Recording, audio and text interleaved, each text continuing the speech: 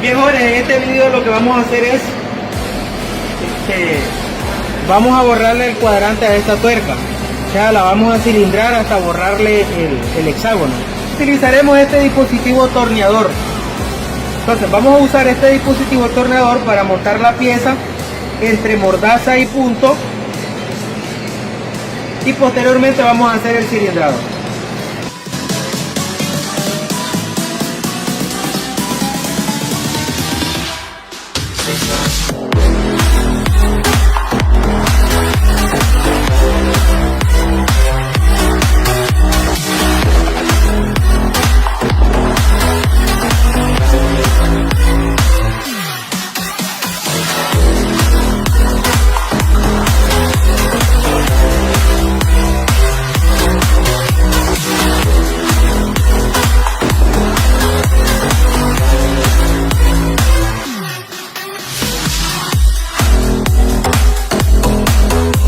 Antes de agarrar la tangencia debemos de dejar esto libre, aflojar el prisionero y que quede libre, y saber cada cuánto del desplazamiento de la cuchilla se va a dar según esta grabación que está aquí.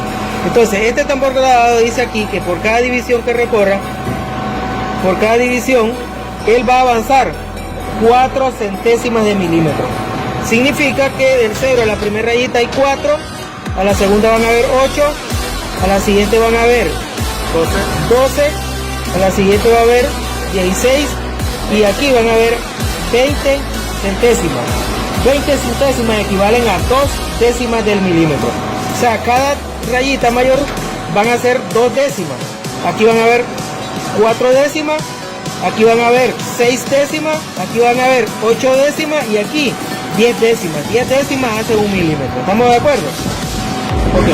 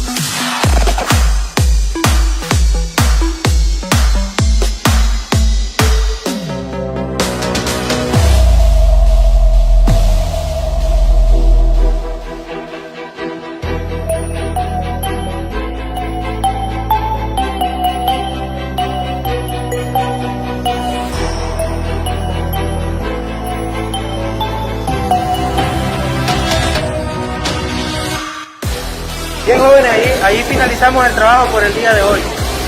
Ahí finalizamos, ¿verdad?